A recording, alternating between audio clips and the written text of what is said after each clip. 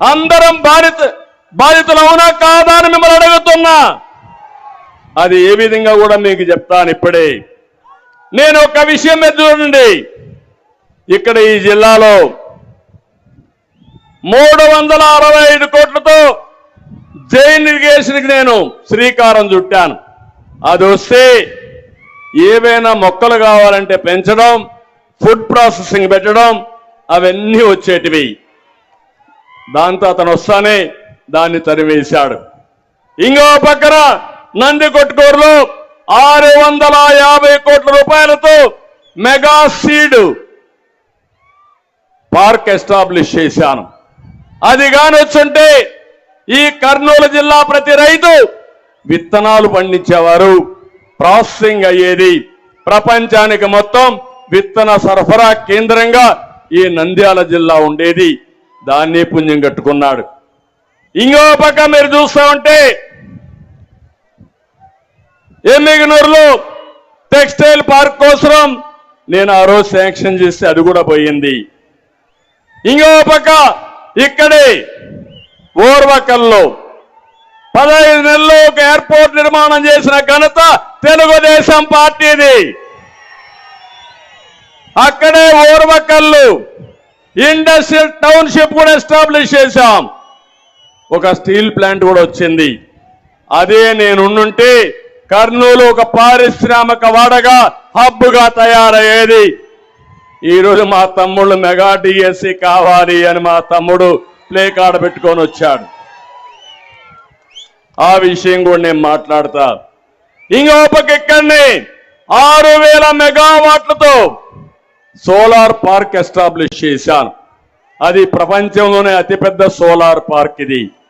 ఈ solar park వల్ల current ఛార్జీలు తగ్గుతాయి. దానివల్ల ఈ ప్రాంతం సస్యశ్యామలం అవుతుందనే ఉద్దేశంతో దీనికి నేను శ్రీకారం చుట్టాను. అక్కడే ఆగిపోయే పరిస్థితి వచ్చింది. నేనెప్పుడు కూడా దూరదృష్టితో ఆలోచిస్తాను, ఒక విజన్తో ముందుకు పోతాను. జగన్మోహన్ రెడ్డి ఎప్పుడు కూడా ఒక పాయిజన్ మారిగా, ఒక స్నేక్ మారిగా ఇతను ప్రతి ఒక్కరిని కుట్టి మీ జీవితాలతో ఆడుకునే పరిస్థితి. మనం రాయలసీమకు వద్దాం. నేను అడుగుతున్నా, ఈ రాయలసీమకు అన్ని వనరులు ఉన్నాయి. నేను కూడా ఈ రాయలసీమలోనే పుట్టా, చిత్తూరులో పుట్టా. ఇది నాకు గర్వ కారణం. ఒకప్పుడు రాయలసీమ రతనాల సీమ, తర్వాత రాయలసీమ రాళ్ల సీమగా తయారు చేశారు. ఏంటి ఇక్కడ తక్కువ? మనకు అన్ని వనరులు ఉన్నాయి. ఈరోజు ఒక విషయం చూడండి, మొట్టమొదటిసారిగా రాయలసీమకు న్యాయం చేసిన వ్యక్తి రాళ్ల సీమ కాదు, ఇది రతనాల సీమకు నాంది పలకాలని ఇరిగేషన్ కు ప్రాధాన్యత ఇచ్చిన ఏకైక నాయకుడు నందమూరి తారక రామారావు గారు. ఆ మహాయుగ పురుషుణ్ణి మనం ఆలోచించుకోవాల్సిన అవసరం ఉంది. ఆ రోజు కృష్ణా జలాలు రాయలసీమ కొద్దిగానే వచ్చేటివి, కానీ మిగులు జలాలన్నీ రాయలసీమకు తేవాలని, తెలుగు గంగ చెన్నైకి నీళ్లు పోవాలంటే నా రాయలసీమకు ఇచ్చిన తర్వాతని చెన్నైకి పోతాయని కాలువలు ఏర్పాటు చేసిన వ్యక్తి నందమూరి తారక రామారావు గారు అని చెప్పి నేను మీకు తెలియజేస్తున్నా. అక్కడి నుంచి మీరు చూస్తే ఇప్పుడు ఒకే ఒక విషయం మీరు గుర్తుపెట్టుకోవాలి, రాయలసీమకు నీళ్లుంటే రత్నాలు పండుతాయి, హార్టికల్చర్ హబ్గా తయారవుతుంది. అదే సమయంలో బాగా చదివిస్తే ఈ పిల్లలు ప్రపంచాన్ని జయించే శక్తి మన పిల్లలకుంది. దాని తర్వాత ఎక్కడికక్కడ ఇండస్ట్రీస్ తెస్తే వేరే ప్రాంతానికి పోవాల్సిన అవసరంలా ఇక్కడే ఉద్యోగాలు వస్తాయి. నేను ఒకటే హామీ ఇస్తున్నా, మళ్ళీ మన పిల్లలకు ఉద్యోగాలు మన ఊర్లో చేసే విధంగా, అవసరమైతే బయట వాళ్ళు వచ్చి ఇక్కడ ఉద్యోగాలు చేసే విధంగా నేను తయారు చేస్తా. రాయలసీమకు ఇంకొక అడ్వాంటేజ్ ఉంది.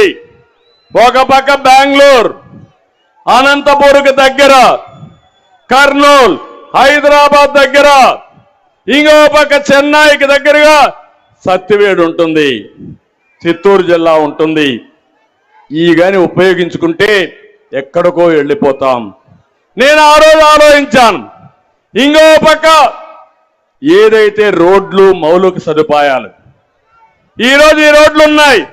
ఒకప్పుడు మీ ఊరికి రావాలంటే రోడ్డు కూడా సరిగా ఉండేది కాదు.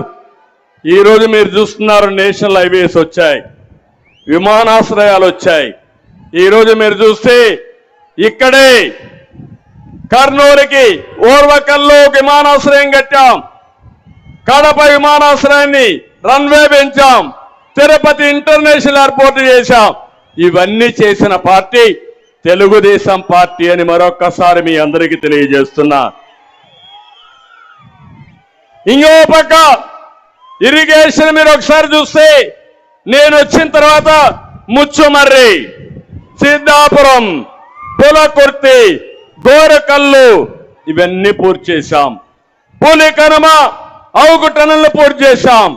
అలగనూరు నీళ్లు లీక్ అవుతున్నాయి, దానికి కావాల్సింది 2 కోట్లు ఇస్తే ఆ నీళ్లు నిలిచేది. 5 ఏళ్ళు అయింది, ఆ 2 కోట్లు ఇవ్వలేక అది 20 కోట్లు అయింది. నీళ్లు నిలిపే పరిస్థితి లేదు. అది అసమర్థ పాలన. తెలుగుదేశం వస్తానే 1 సంవత్సరంలో లేకపోతే 6 నెలల్లో అలగనూరు రిపేర్ చేసే బాధ్యత తెలుగుదేశం పార్టీ తీసుకుంటాం. నేను అడుగుతున్నా, ఈరోజు మొన్నే ఇరిగేషన్ కోసం వచ్చాను. సాగునీటి ప్రాజెక్టులన్నీ కూడా ఇక్కడే కర్నూలు నుంచి ప్రారంభించాను, నందికొట్కూరు నుంచి. అక్కడి నుంచి శ్రీకాకుళం వరకు వెళ్ళాను. నేను చిత్తూరుకి వెళ్ళాను. అంగళ్ళ దగ్గర నేను ఎన్ఎస్జి ప్రొటెక్టివ్ వీళ్ళందరూ ఉంటారు, వాళ్ళందరూ ఉన్నారు. దారిగాచి నా మీదనే దాడి చేయడానికి వచ్చారు. ఇదేంటని అన్యాయం అడిగితే 307 అంటే అటెంప్ట్ మర్డర్, నేనేదో వీళ్ళందరినీ పెట్టుకొని చంపడానికి పోయానని నా మీదనే 307 కేసు పెట్టారంటే, తమ్ముళ్ళు మీరు ఒక్కసారి ఆలోచించండి. నేనే లెక్క లేకపోతే మీరు ఒక లెక్క అని మిమ్మల్ని అడుగుతున్నాను. ఒక మదమెక్కిన వ్యక్తి అహంభావంతో ఇంకా దిక్కు తెలియకుండా అధికారం వచ్చిందని అసలే కోతి, ఆ పైన కళ్ళు తాగింది, ఆ పైన ముళ్ళు కొట్టింది. ఇంకా చూడు దాని కథ ఆడతాది. అధికారం వచ్చి అందరం ఎక్కి మన మీద దాడి చేసి నా మీదనే అటెంప్ట్ మర్డర్ కేసులు పెట్టారంటే మా పోలీసులందరూ చూస్తున్నారు. మీరే చూడండి, రాబోయేది తెలుగుదేశం పార్టీని, మీకు కూడా న్యాయం చేసే తెలుగుదేశం పార్టీని. వస్తా నేను అడుగుతున్నా, ఈ జగన్మోహన్ రెడ్డి రాయలసీమకు 1 ప్రాజెక్టు కట్టాడా అని మిమ్మల్ని అడుగుతున్నా. చెప్పే ధైర్యం వైఎస్ఆర్ కాంగ్రెస్ కుందా అని మిమ్మల్ని అడుగుతున్నా. 5 సంవత్సరాల ముఖ్యమంత్రిగా 12,450 కోట్ల రూపాయలు తెలుగుదేశం పార్టీ ఖర్చు పెడితే దాంట్లో కనీసం 20% ఖర్చు పెట్టిన ఈ ముఖ్యమంత్రి రాయలసీమను ఉద్ధరిస్తాడా తమ్ముళ్ళు అని మిమ్మల్ని అడుగుతున్నా. నమ్మకం ఉందా అని మిమ్మల్ని అడుగుతున్నా. ఇలాంటి వ్యక్తుల్ని క్షమించాలని మిమ్మల్ని అడుగుతున్నా. జగన్మోహన్ రెడ్డి రాయలసీమ ద్రోహి అవునా కాదా అని మిమ్మల్ని అడుగుతున్నా. ఈసారి నీళ్లు వచ్చాయా మీకు? వచ్చాయా నీళ్లు? నేనుంటే నీళ్లు రాకుండా ఉండే పరిస్థితి ఉందా అని మిమ్మల్ని అడుగుతున్నా. అదే మన దూరదృష్టి. నేనేం ఆలోచించాను, ఇమ్మీడియట్ గా ముఖ్యమంత్రి అయిన రోజునే రాయలసీమకు నీళ్లు తేవాలని ముచ్చుమర్రి లిఫ్ట్ ఇరిగేషన్లు ఫైనలైజ్ చేశాను. దానివల్ల నీళ్లు కిందికి పోయినా ఆ నీళ్లని లిఫ్ట్ చేసే అవకాశాన్ని కల్పించిన పార్టీ తెలుగుదేశం పార్టీ. ఇంతేకాదు, శ్రీశైలంలో నీళ్లు పొదుపు చేయాలని కృష్ణా డెల్టాకి పట్టసీమ ద్వారా గోదావరి నీళ్లు 120 టీఎంసీ నీళ్లు తీసుకొచ్చాం. ఆ 120 టీఎంసీ నీళ్లు ఎక్కడ పెట్టామంటే శ్రీశైలంలో పెట్టాం. ఆ నీళ్లు ఎవరికి ఇచ్చామంటే రాయలసీమకి ఇచ్చాం. అదే నేను ముఖ్యమంత్రిగా ఉండుంటే అప్పటికే టెండర్లు పిలిచాను. గోదావరి నీళ్లు నాగార్ సాగర్ రైట్ మెయిన్ కెనాల్కి తీసుకురావాలని 250 టీఎంసీ నీళ్లు అక్కడ తెచ్చేవాళ్ళం. అక్కడ నీళ్లు ఇచ్చేవాళ్ళం. ఆ నీళ్లు కూడా శ్రీశైలం ఉండేటివి. అంటే దగ్గర దగ్గర 350 టీఎంసీ నీళ్లు రాయలసీమకి ఇవ్వాలని నా కళ, నా ఆలోచన. అది వచ్చుంటే కరువు అనే మాట ఉండేది కాదు. ఆ తర్వాత ఆలోచించాను, గోదావరి నీళ్లు నేరుగా నాగార్ సాగర్ దగ్గర తీసుకొచ్చి అక్కడి నుంచి నల్లమలై అడవుల్లో ఒక టనల్ కొట్టి నేరుగా బనకచెర్లకు తీసుకురావాలనేది నా ఆలోచన. అది నా దూరదృష్టి. గోదావరి నీళ్లు బనకచెర్ల